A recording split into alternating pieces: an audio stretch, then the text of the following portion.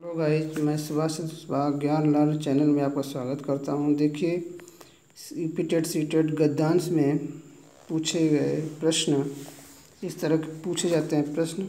ठीक है, तो देखिए पहला यह प्रश्न होता है 91 से लेकर के 120 तक हिंदी में, चाहे रिपीटेड सीटेड हो, इसमें पूछा जाता है। ग्रामर भी पूछा जाता है, जैसे पर्यायवाची, विलोम और ये सब तरह तरह के प्रश्न उपसर्ग पत्ते पूछे जाते हैं, तो इनको भी जानते रहिए।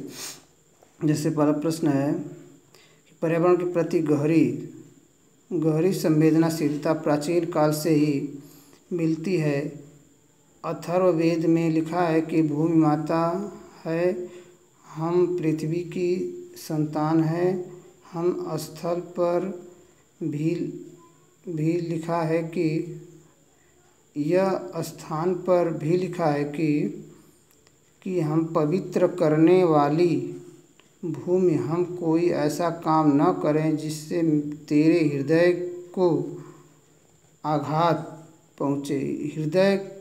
हृदय को आघात पहुँचाने का यहाँ अर्थ है कि पृथ्वी के पारिस्थितिकी तंत्र के साथ क्रूर छेड़छाड़।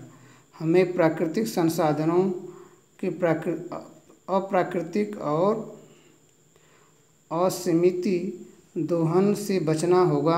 आज आवश्यकता इस बात की है कि विश्व के तमाम राष्ट्र जलवायु परिवर्तन के गंभीर खतरे को लेकर आपसी मतभेद भुला दें और अपनी अपनी जिम्मेदारी ईमानदारी से निभाएं, ताकि समय रहते सर्वनाश से उबरा जा सके।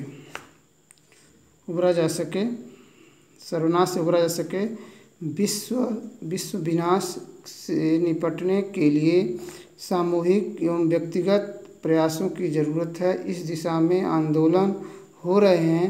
अरण्य दोहन के बदले अरण्य संरक्षण की बात हो रही है। सचमुच हमें आत्मरक्षा के लिए पृथ्वी की रक्षा करनी होगी। भूमि माता और हम उसकी संतान, इस कथन को चरितार्थ करना होगा। देखिए, यहाँ पूछा जा रहा है, पहला प्रश्न है कि हम पृथ्वी की संतान हैं, तो हमसे तात्पर्य है क्या? संसार के सभी लोग, एक साथ देश के लोग, हम भारतवासी, हम सभी नागरिक।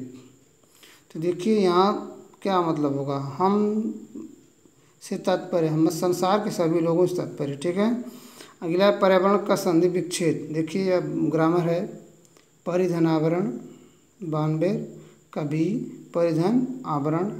ठीक है, और तीसरा 93 प्रश्न, हम प्रकृति के हृदय को आघात पहुंचाते हैं यदि हम परिस्थितियों से छेड़छाड़ करते हैं, संसाधनों का दोहन करते हैं, प्रकृति से बुरा व्यवहार करते हैं, पृथ्वी की खुदाई करते हैं। तो ये क्या है? 93 नंबर का ए। ठीक है, परिस्थितियों से छेड़छाड़। देखिए यहाँ पर दिखा गया है ऊपर, यहाँ पर परिस्थितियों की तंत्र। ठीक ना, बात गंभीरता से लें। प्राकृतिक इसको पढ़ेंगे तो इसमें मिलेगा। ठीक ना, इसको पढ़ के जब देखेंगे तो समझ में आएगा। और आगे बढ़ते हैं, क्योंकि वीडियो बड़ी हो जाती है। तो इसका पहला सही है 94 का, सर्वनाश से उबरा जा सके।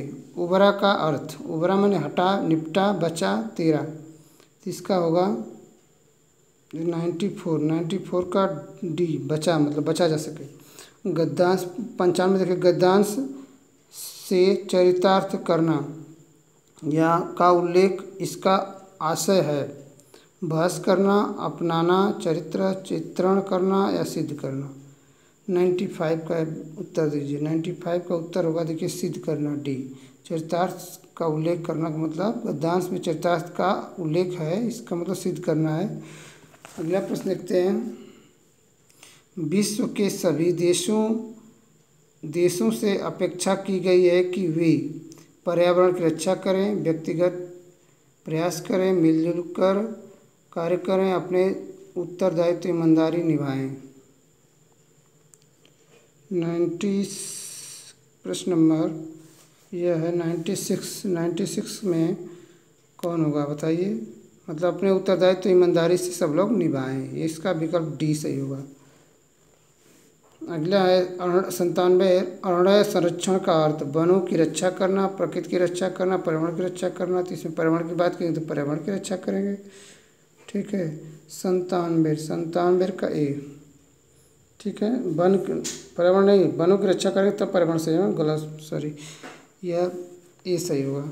और जो संबंध माँ और संतान से है वही संबंध पृथ्वी विनाशियों से है, और भारत और भारतीय देशों से, प्रकृति और पर्यावरण से, माता और पुत्र से है। तो इसका पहला 98 का होगा, पहला पृथ्वी और पृथ्वी निवासियों से में। क्रूर शब्द सर्वनाम, विशेषण, संज्ञा, क्रिया। देखिए यह भी सब ग्रामर से है, तो इसलिए 99 का होगा बी, विशेषण है। अगला है, देखिए इस तरह से प्रश्न आए हैं। कविता की पंक्तियों पढ़कर पूछे गए प्रश्नों को 100 से 105 में सबसे उचित उत्तर विकल्प चुनें। चमकीली है सुबह आज की आसमान में, निश्चय कल की सुबह और चमकीली होगी। बेचैनी की बाहों में कल फूल खिलेंगे, घुटन गमकती सांसों की आवाज़ सुनेगी। कुंठाओं की टहनी छिन छिन होगी, फिर आशा अपने हाथों में अब कुसुम चुनेगी। चटकीली है आज चहकती हुई चांदनी, कल चंदा की किरण और चटकीली होगी। खुल जाएंगे हम सबके दिल के दरवाजे, आँखें अपनी आँखों को पहचान सकेगी। देखिए इसमें क्या कह रहा है कि वाक्यांश में चमकीली सुबह का आशय, अंधकार समाप्ति के बाद आशा भरी सुबह, सफ़ेद कोहरे से चमकीली सुबह, प्रातः काल का समय, सूर्य की किरणें चमकती हुई।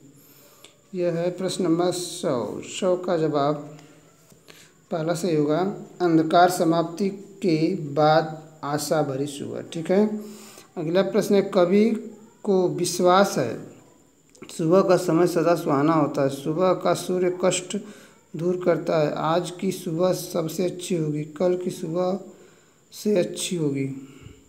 101 का डी, मतलब कल की सुबह और अच्छी होगी, ठीक है। अगला पढ़ेंगे, कुंठाओं की टहनी छिन छिन होगी से तात्पर्य दुख की अनुभूति खत्म होगी, निराशा दूर होगी, मन का दुख दूर होगा, पुरानी डाल टूटेंगी। 102 का विकल्प बी सही है, निराशा दूर होगी। कुंठाओं की टहनी टूटेंगी मतलब निराशा दूर होगी। चांदनी का विशेषण 103 का होगा। 103 में देखिए ए चटकीली, विशेषण मतलब चांदनी की चटकीली, चमक दिया है, पढ़ेंगे तो मालूम होगा। चटकीली देखिए यहाँ लिखा है कि आज किरण और चटकीली होगी, ठीक है, तो यह इसका विशेषण है। अगला 104, दिल के दरवाजे खुल जाएंगे, और खुल जाएंगे का अर्थ आपस में बात करेंगे, कोई बात छिपी नहीं रहेगी, हृदय से हृदय मिलेंगे, दिलों में सबके प्रति मित्रता बढ़ेगी।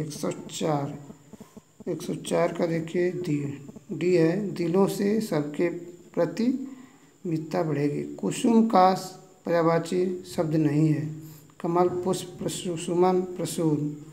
105 में देखिए कौन है कौन नहीं है। 105 का बी, पुष्प कुसुम का अर्थ नहीं है, पुष्प कुसुम, ठीक है, पुष्प। देखिए 105 में वो गलत हो गया था, कमल, ठीक है, पुष्प सुमन प्रसून होंगे और कमल नहीं है, कमल एक फूल का नाम है, इसलिए यह पर्यायवाची नहीं है। अब आगे बढ़े में 106 पैडागॉजी देखेंगे। कुछ नीचे दिए गए प्रश्नों के लिए सबसे उचित विकल्प चुनिए। तो उच्च प्राथमिक स्तर पर समझकर पढ़ने के संदर्भ में सर्वाधिक महत्वपूर्ण है। तीव्र गति से पढ़ जाना, लिखित सामग्री के शब्दों की पहचान करना,